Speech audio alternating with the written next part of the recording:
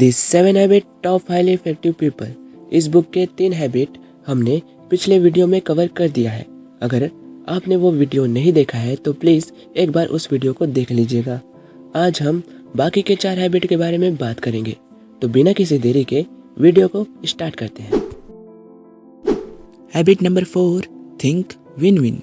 Win win एक ऐसा solution है जो आपको और उन लोगों को जिनसे आप इंटरेक्ट करते हैं काफ़ी बेनिफिट देगा।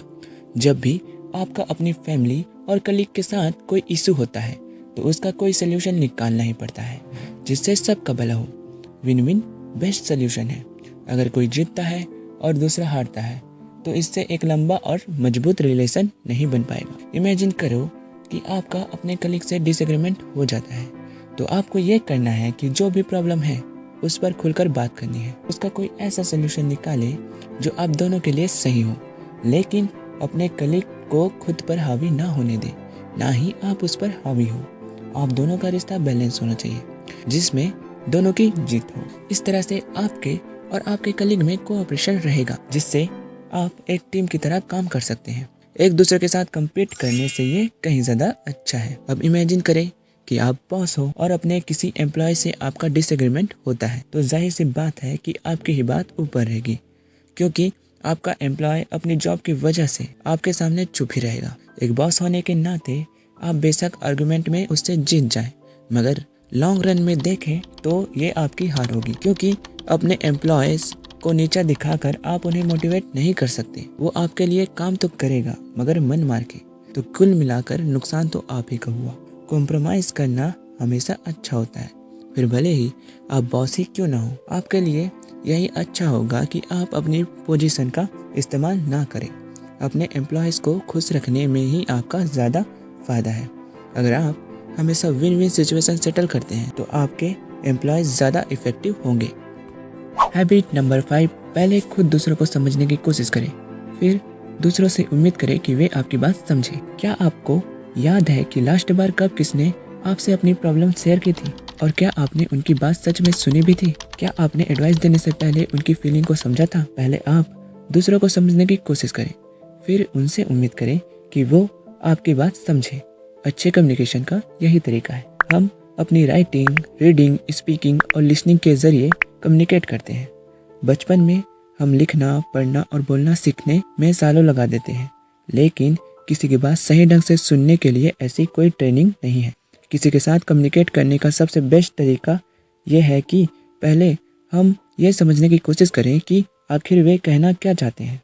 गुड लिसनिंग वो होती है जब आप खुद को सामने वाले के सिचुएशन में रख कर सोचते हैं, तभी आप सही तरीके से समझ पाएंगे कि वो इंसान कहना क्या चाहता है। जब आप सुनते नहीं हैं तो आप उस इंसान की बात समझे बगैर रिप्लाई करने लगते हैं, मगर जब आप समझने की कोशिश करते हैं तभी आपको पता चलता है कि वो इंसान असल में कैसा फील कर रहा है।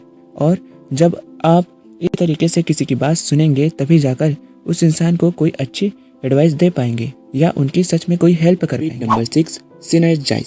सिनर्जी का मतलब है the whole is greater than the sum of its part.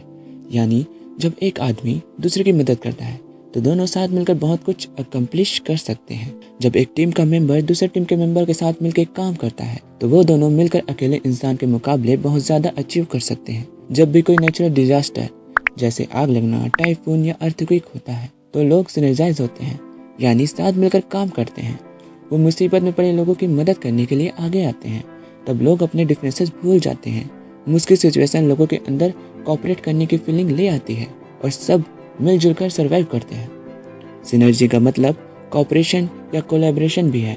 इसका मतलब साथ मिलकर चलना और कंबाइन एफर्ट भी है, चाहे कोई भी ग्रुप हो। अगर आपस में सिनर्जी होगी तो इसका बेनिफिट जरूर मिलेगा, लेकिन प्रॉब्लम तो ये है कि ये सिनर्जी हमारी लाइफ में हर रोज़ नहीं होती। लोग आपस में अपने डिफरेंसेस दूर करना ही नहीं चाहते। उन्हें ये बड़ा मुश्किल लगता है, क्योंकि हर किसी का एक डिफरेंट पॉइंट ऑफ व्यू होता है, डिफरेंट वे ऑफ थिंकिंग होती है। हम इस दुनिया को अलग नज़र से देखते हैं क्योंकि हम अपने खुद के हिसाब से ये दुनिया देखते हैं। हमें ये समझना ही होगा कि दुनिया को देखने का हमारा नज़रिया लिमिटेड होता है, इसलिए हमारी सोच भी लिमिटेड हो जाती है। हमें दूसरे लोगों को जानने और उनके एक्सपीरियंस को समझने की खास ज़रूरत है। यह किसी ऑप्टिकल इल्यूजन की तरह हो सकता है कि जो मुझे एक यंग लेडी नजर आ रही है वही आपको एक बूढ़ी औरत दिखाई दे। हम दोनों ही उस इमेज को डिफरेंटली इंटरप्रेट कर रहे हैं। हालांकि हम दोनों ही अपनी जगह सही हैं, तो इस बात पर बहस करने का कोई फायदा नहीं है। सिनर्जाइज करने के लिए हमें एक दूसरे के पॉइंट ऑफ व्यू को समझना ही पड़ेगा और इस तरीके से हम एक बड़ी पिक्चर देख सकते हैं। जब आप दूसरे के व्यूज की रिस्पेक्ट करने लगते हैं तो आप उनके साथ मिलकर काम कर सकते हैं और कई सारी नई और अच्छी चीजें क्रिएट कर सकते हैं। हैबिट नंबर 7, शार्पन दी सॉ। शार्पन दी सॉ से हमारा मतलब है कि अपने सबसे बड़े एसेट को शार्प करें, यानी हमेशा कुछ नया सीखते रहें। और आपका सबसे बड़ा एसेट आप खुद है। आपको रेगुलरली खुद को रिन्यू करना पड़ेगा। अपनी लाइफ के हर एक्सपेक्ट में आपको इम्प्रूव करना पड़ेगा, मतलब फिजिकली, स्पिरिचुअली, मेंटली, सोशली और इमोशनली। आप रेगुलर एक्सरसाइज से खुद को रिन्यू रख सकते हैं। इसके लिए ज़रूरी नहीं कि आप जिम जाएं या फिर महंगे इक्विपमेंट ही खरीदें। आप घर पे ही सिंपल एक्सरसाइज कर सकते हैं। आप रन कर सकते हैं, जॉगिंग कर सकते हैं या फिर रैपिड वॉक ले सकते हैं। अगर आप एक्सरसाइज नहीं करना चाहते तो स्लो तरीके से कोई भी एक्टिविटी कर सकते हैं और फिर आप देखेंगे कि डे बाय डे आपकी बॉडी इम्प्रूव हो रही है। इसी तरह आपको अपनी स्पिरिट को भी रिन्यू करने की ज़रूरत है।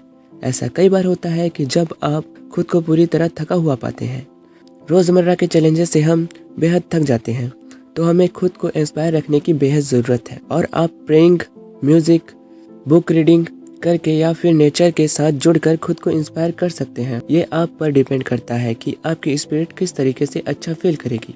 कभी कभी एक ब्रेक लेना भी ज़रूरी होता है ताकि आप खुद को टाइम दे सकें और अपने बारे में सोच सकें।